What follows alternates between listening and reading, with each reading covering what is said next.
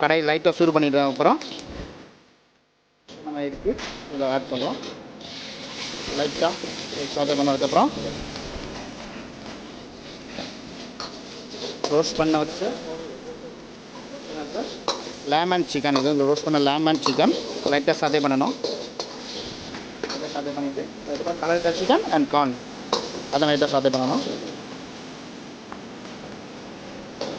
எல்லாமே கொஞ்சம் ரோஸ்ட் குக்காக இருக்குது, அதனால் ஸ்லோ ஃப்ரையில் பண்ண போதும்.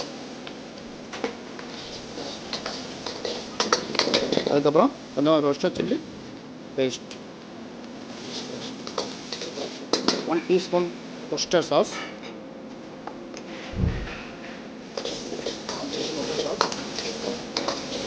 அதுக்கப்புறம் பாஸ்மதி ரைஸ்,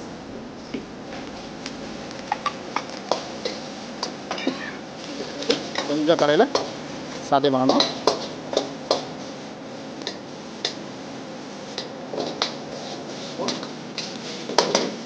கொஞ்சமாக டொமேட்டோ சால்ட் கொஞ்சமாக போட போதும். இந்த ஒஸ்டர் சாஸில் சால்ட்டாக இருக்கும், அதனால் கொஞ்சமாக சால்ட் ஆட் பண்ணால் போதும். இப்போ ஃபினிஷிங்காக இதுக்கு மேலே ஃப்ரை பண்ணி வச்சுருக்க ஆனியன் மேலே போட்டுருணும். மேலே போட்டுட்டு டாஸ் பண்ணி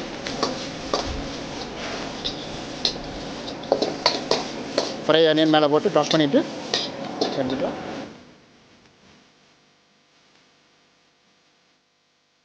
வித்தியாசமான டிஃப்ரெண்ட் ரைஸாக இருக்கும். இது வந்து கொஞ்சம் கார்னிஷ்காக மேலே போட்டுக்கலாம், பார்க்குறதுக்கு ரொம்ப லுக்காக இருக்கும்.